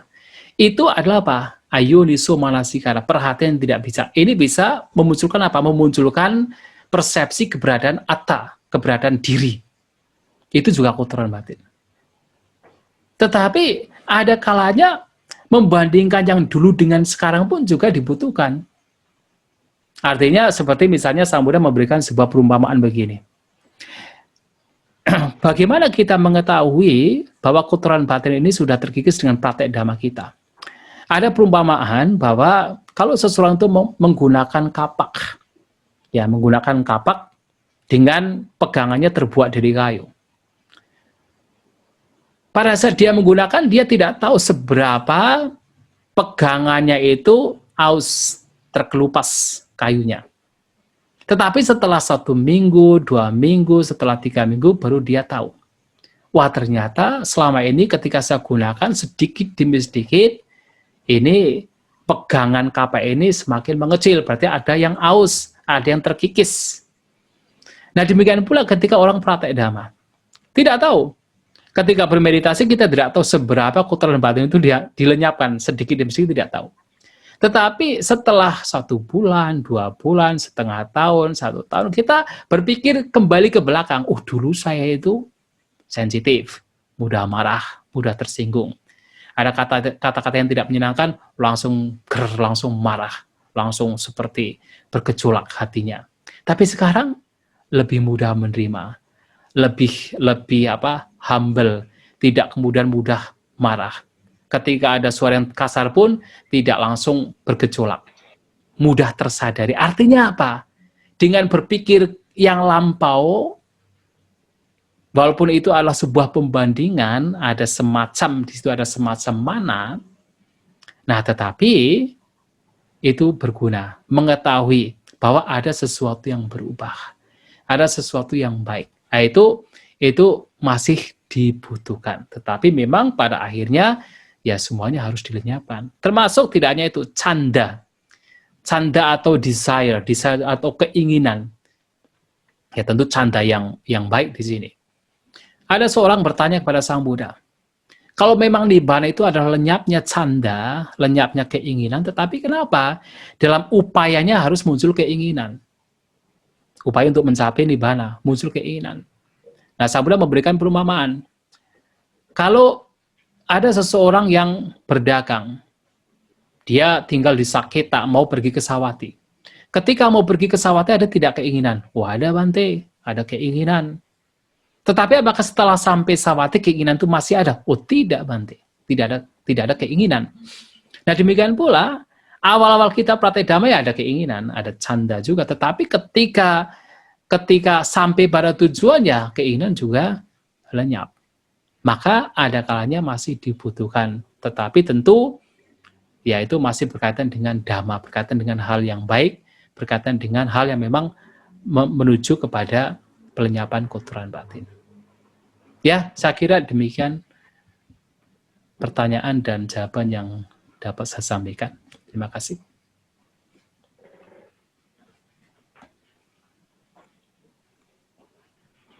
Namo Buddhaya Bante, saya Lita mau bertanya.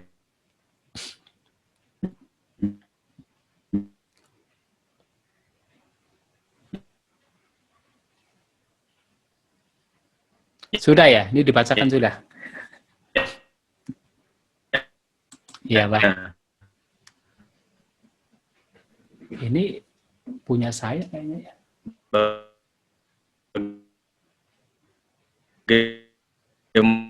Bagaimanakah cara untuk mengendalikan diri kadang Bante?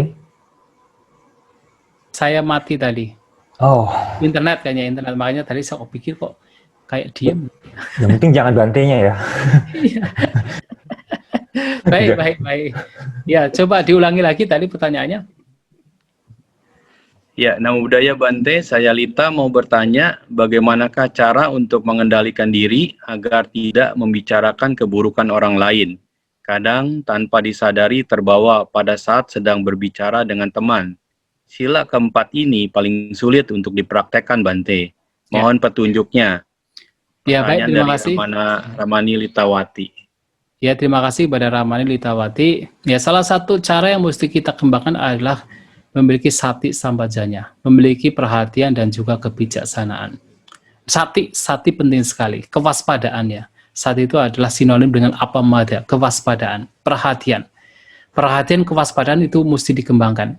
Artinya berperhatian, memiliki kewaspadaan terhadap setiap tindak tanduk kita. Ucapan kita, perbuatan kita, termasuk pikiran kita, kita mencoba mengupayakan untuk selalu sadar dengan diri kita. Selalu perhatian dengan diri kita. Sehingga apa? Kalau kita terbiasa dengan hidup berperhatian, hidup berkesadaran, waspada dengan diri kita, maka apapun yang terjadi pada kita itu, kita akan mudah untuk mendeteksi. Maka Sang Buddha pernah memberikan sebuah, yaitu jawaban atas pertanyaan dari seorang yaitu Brahmana muda. Ya, bisa dibaca dalam Ajita Manawapuja. Ajita, seorang pemuda bernama Ajita dalam Parayana Wagya. Nah, di sana Ajita ini bertanya, ada berbagai macam arus yang datang dari berbagai arah. Bagaimana seseorang itu menghambat arus tersebut dan bagaimana menutupnya? Nah, Sang Buddha menjawab, seseorang menghambat arus tersebut dengan sati dan menutupnya dengan panya, kebijaksanaan. Nah, yang dimaksud dengan arus adalah apa? Arus dari 6 indera. Ya, jadi berbagai macam pengalaman indera ini biasanya membawa, ya, dengan pengalaman indera biasanya kotoran batin juga muncul. Jadi berbagai macam arus yang terus datang, seperti arus pengalaman 6 indera ini muncul, yang biasanya membawa kotoran batin. Nah, bagaimana seseorang itu menghambat? Supaya apa? Supaya kelihatan satu persatu. Ya, supaya bisa terfilter gitu kan. Itu adalah dengan apa? Dengan sati perhatian. Nah, bagaimana untuk menutupnya dengan cara lain, dengan memotong kotoran batin yang bisa muncul bersamaan dengan pengalaman indera, adalah dengan kebijaksanaan. Nah, di sini, kalau kita punya perhatian, maka lama-kelamaan sebelum apa yang kita pikirkan itu terucap, kita sudah tahu. Wah, ini mau berbohong. Ini tidak baik. Ini mau ucapan yang kasar, ucapan dilandasi kebencian, ucapan yang tidak bermanfaat. Ini ucapan yang tidak benar. Akan terdeteksi. Tetapi tidak, awalnya mungkin terdeteksi setelah bicara, tidak apa-apa. Asalkan setelah bicara, tahu bahwa itu tidak baik, itu kebohongan, langsung di stop. Atau mungkin seseorang tahunya belakangan, oh tadi kok saya berbohong ya, tidak apa.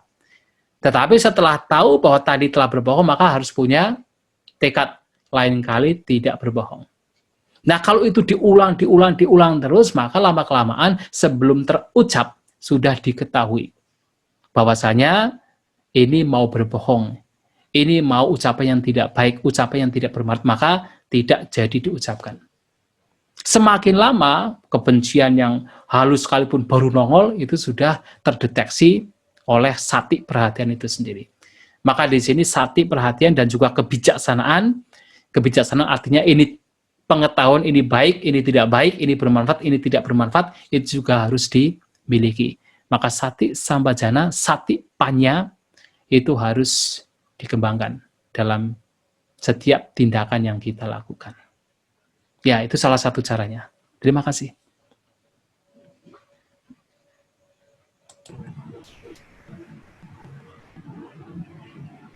Pertanyaan selanjutnya datang dari Bapak Endro Yogi. Namo Buddhaya Bante. Kadang dalam hidup ini tidak mudah bersikap jujur dengan mengungkapkan kesalahan dan keburukan diri pada setiap orang. Mengingat tidak semua orang itu berwatak baik dan bijaksana. Biasanya disarankan agar disembunyikan demi menjaga privasi agar tidak disalahgunakan. Nanti setelah bertemu dengan orang-orang berwatak baik dan bijaksana, maka barulah diungkapkan agar mendapat kemajuan diri. 1. Apakah menyembunyikan keburukan dan kesalahan diri demi menjaga privasi itu melanggar sila seperti berbohong? Yang kedua, bagaimana tanggapan Bante soal menyembunyikan keburukan dan kesalahan demi menjaga privasi ini? Mohon saran dan masukannya. Terima kasih, Bante. Ya, ya memang betul. Artinya begini, kalaupun kita punya kesalahan, ya jangan sampai kita itu berbicara kepada semua orang. Tidak, itu tidak dianjurkan. Ya betul bahwasanya kalau kita ada salah, ya kita bisa berbicara kepada orang yang bijaksana. Sang Buddha mengatakan kepada orang yang bijaksana. Kalau kepada semua orang, apalagi orang yang tidak bijaksana, bukan memberikan solusi yang baik, tapi malahan menghancurkan. Jadi masalah yang sudah muncul malahan bisa diperbesar, bukan diperkecil, bukan diselesaikan. Maka harus dengan orang yang bijaksana. Maka betul bahwa hanya ketika dengan orang bijaksana ya kita bisa bicarakan. Tujuannya apa? Tujuannya supaya tidak ada penyesalan. Jadi tujuannya supaya tidak ada penyesalan, tidak ada beban, itu saja. Ya, apalagi kalau kita bicara kesalahan kan tidak bisa kita apa yang sudah kita lakukan, kesalahan yang kita lakukan, kemudian kita bisa kembali ke masa lalu. Bisa katakan memutar balik jam, tidak bisa. Yang sudah dilakukan ya sudah. Tetapi dampaknya adalah ya seperti beban, seperti penyesalan. Itulah yang kita baik untuk berbicara kepada tetapi orang yang bijaksana. Itu untuk pertanyaan pertama. Jadi memang harus dengan orang yang bijaksana. Kemudian untuk yang kedua itu memang juga sama.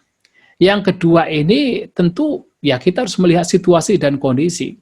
Tidak semua hal yang baik, ya tidak semua hal yang baik yang kita itu merasa baik, oh kalau saya mengungkapkan kesalahan orang itu baik, itu menjadi baik, tidak. Malahan kalau tadi saya mengatakan ada satu sutta yang diberikan oleh Sang Buddha saya ungkapkan di awal, yaitu di dalam yaitu satu kalibata, bahkan seorang Sappurisa adalah seseorang yang dia itu malahan tidak mengungkapkan kesalahan orang lain. Jadi artinya tidak menjelek-jelekan orang lain, dan kata lain tidak menjelek-jelekan orang lain, walaupun orang itu salah tetapi tidak berusaha menjelek-jelekan. Sehingga di sini ya kalau itu adalah kesalahan orang lain ya kita tidak kemudian kita membeberkan kepada orang lain, itu bukan hal yang bijak. Bukan hal yang bijak, kecuali kalau dalam kehidupan komunitas ya, yang memang perlu diselesaikan, maka ya kita harus terbuka, tetapi itu pun juga harus mempunyai waktu yang tepat. Karena tidak semua waktu itu tepat. Kadang-kadang ada waktu-waktu tertentu yang walaupun itu kelihatannya baik, tetapi malahan bisa menimbulkan masalah yang baru. Maka harus dengan waktu yang tepat. Ya, sehingga di sini orang yang tidak membicarakan kesalahan orang lain bukan berarti dia itu orang yang buruk, bahkan ya dia menjaga privasi orang lain dalam artian untuk kedamaian, untuk hal yang baik, untuk supaya tidak terjadi hal katakan seperti konflik, pertengkaran, itu juga baik. Bahkan ini ada satu cerita seperti dalam kehidupan para bhikkhuni ya. Ya, di dalam Vinaya para bhikkhuni itu mungkin ada seorang bhikkhuni yang melanggar parajika. Nah, dikatakan kalau seorang bhikkhuni melihat bhikkhuni lain itu melanggar parajika dan dia tidak mengungkapkan kepada yang lain, dia juga melanggar parajika. Parajika artinya harus lepas jubah. Tetapi ada kasus di mana dia berpikir kalau dia ungkapkan nanti akan muncul pertengkaran, muncul perpecahan. Nah, karena alasan-alasan demikian maka dia tidak mengungkapkan kepada yang lain, dan itu diperbolehkan. Demi apa? Demi keharmonisan, demi keamanan, itu diperbolehkan. Jadi artinya tergantung pada motif kita. Motif kita itu apa? Baik atau buruk.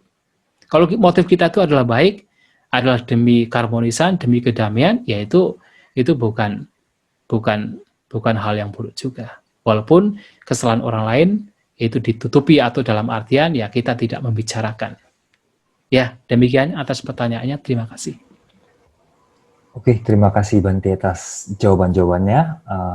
Tapi seperti biasa, animo peserta kita sangat banyak sekali Bante. Pertanyaan-pertanyaan, tapi kayaknya kita tidak bisa menjawab semua, memfasilitasi pertanyaan-pertanyaan tersebut karena keterbatasan waktu dari panitia juga dan dari peserta lainnya. Mungkin kita selesai untuk sesi tanya jawabnya. Jadi saya akan kembalikan ini ke panitia. Silakan dari panitia.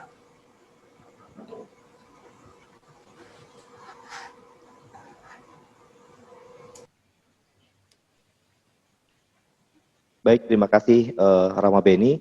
Mungkin bisa disilakan Bante untuk memberikan closing statement-nya.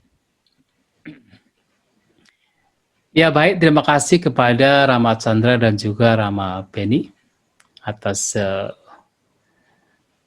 hal yang baik yang juga telah disampaikan, dan juga kepada panitia lainnya. Terima kasih, dan sekali lagi apa yang ingin saya sampaikan bahwasanya sesuai dengan apa yang disabdakan oleh Guru Agung kita Sang Buddha di dalam Sappurisa Sutta, maka di sana kita dianjurkan untuk menjadi seorang Saburisa, menjadi seorang yang baik.